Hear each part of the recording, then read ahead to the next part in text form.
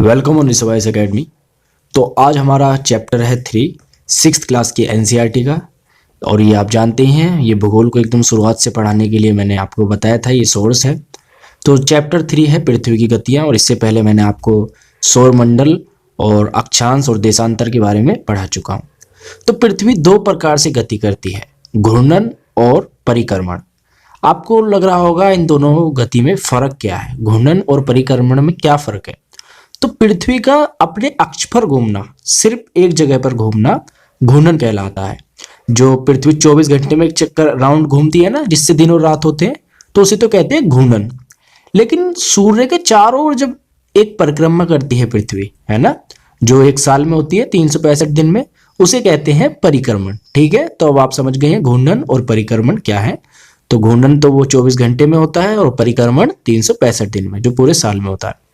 अब बात करते हैं, यदि आपने थोड़ी बहुत भी ज्योग्राफी पढ़ी है तो आपको पता होगा कि पृथ्वी जो है अपने अक्ष पर 66 डिग्री का कोण बनाती है, या हम ये भी कहते हैं कि पृथ्वी अपने अक्ष पर 66.5 डिग्री झुकी हुई है। तो ये एक जीके का क्वेश्चन भी हो जाता है कि पृथ्वी अपने अक्ष पर कितना झुकी हुई है, जिसे हम आंसर बताते हैं 66.5 डिग्री। तो इसे मैं आपको एक सरल रूप में समझाता हूं कि ये किस प्रकार से है। ये आपको पृथ्वी दिख रही है, तो इसका ये इसकी कक्षीय सतह है। इस पे क्या होता है, ये जो ध्रुव होने चाहिए आपका, उत्तरी ध्रुव और दक्षिणी ध्रुव, नॉर्थ पोल और साउथ पोल, ये बिल्कुल इस तरीके से सीधे होने चाहिए, है ना। लेकिन ये इस तरीके से यहाँ सीधे ना होकर के यहाँ पर है, इस तरीके से है। तो ये जो फिर इस लाइन को हम मिलाते हैं उत्तरी ध्रुव से दक्षिणी ध्रुव की तरफ, तो इसका कक्षीय सतह पर 66.5 डिग्री का एक कोण बन जाता है। तो ऐसा प्रतीत होता है कि पृथ्वी थोड़ी झुकी हुई है ना, 66.5 डिग्री झुकी हुई है अपने अक्ष पर। ठीक है, तो आई होप आप समझ गए होंगे। अब बात करते हैं दिन और रात होने का जो कंसेप्ट है। पृथ्वी अपना प्रकाश सूर्य से प्राप्त करती है। पृथ्वी का आकार गोल है, ये तो सब आप जानते ही होंगे। इसलिए एक समय में सिर्फ इसके आधे भाग पर ही सूर्य की रोशनी प्राप्त होती है। कोई गोल चीज है और उस पर आप एक तरफ से रोशनी फेंकोगे तो सिर्फ उसके आधे भाग पे ही तो वो रोशनी प्राप्त होगी, उसके पीछे तो अंधेरा ही रहेगा, मतलब उसका प्रकाश नहीं पहुंचेगा। तो वैसा ही बिल्कुल पृथ्वी के साथ है।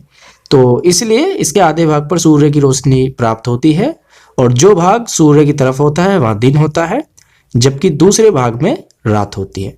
तो ग्लोब पर वह वृत्त जो दिन और रात को विभाजित करता है, तो जहां से ये दिन और रात की ये रेखा बन जाती है कि इसके इस तरफ दिन है और इस तरफ रात, उस वाले हिस्से को हम क्या कहते हैं, उसे कहते हैं प्रदीप्त वृत्त। क्या कहते हैं? प्रदीप्त वृत्त। आप जानते हैं कि पृथ्वी अपने अक्ष पर एक चक्कर पूरा करने में लगभग 24 घंटे का समय लेती है।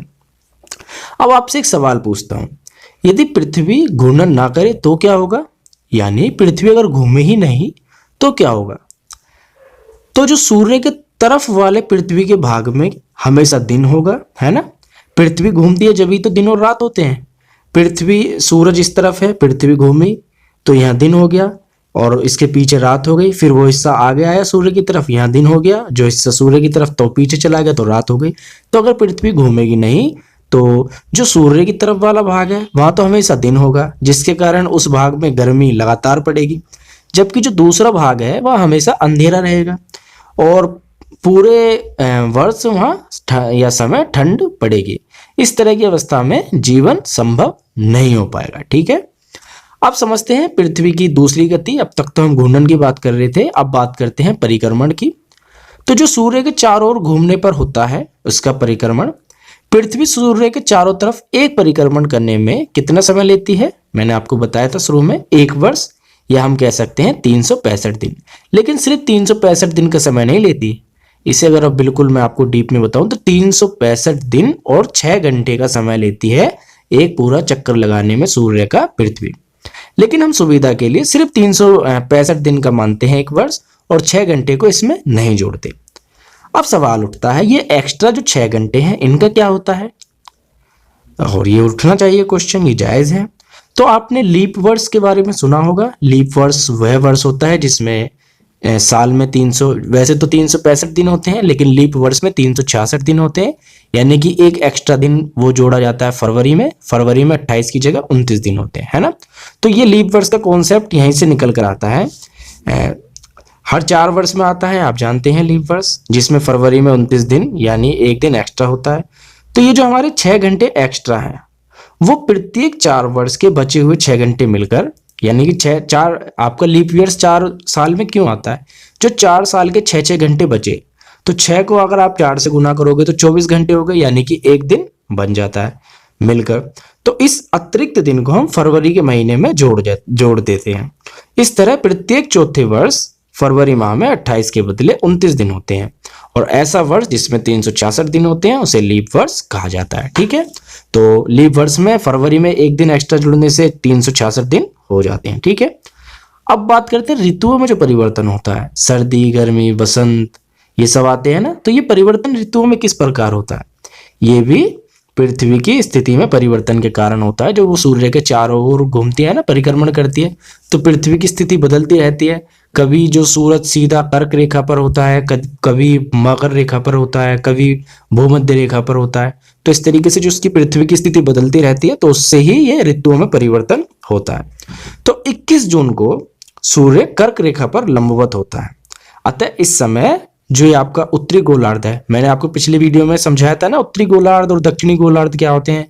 इन्हें भूमध्य रेखा विभाजित करती है। इससे ऊपर का जो नॉर्थ का हिस्सा है उसे उत्तरी गोलार्ध कहते हैं। बाकी आप वीडियो देख सकते हैं प्लेलिस्ट में जाकर। तो इस समय उत्तरी गोलार्ध में गर्मी होती है। जब 21 जून को सूरज लंबवत होता है कर्क रेखा पर, तो उत्तरी गोलार्ध में गर्मी होती है और दिन बड़े होते हैं, रातें छोटी होती हैं। इसे हम कहते हैं उत्तर अयनांत। ठीक है, फिर 22 दिसंबर को सूर्य मकर रेखा पर लंबवत होता है। तो उस समय जाहिर सी बात है सूरज कर्क रेखा से बहुत दूर होता है ना। हम तो उत्तरी गोलार्ध में उस समय सर्दी पड़ती है, जबकि दक्षिणी गोलार्ध में गर्मी पड़ती है ना। तो क्योंकि सूर्य दक्षिणी गोलार्ध में होता है, इसलिए दिन छोटे होते हैं उत्तरी गोलार्ध में और रातें लंबी होती हैं। इसे दक्षिण अयनांत कहते हैं।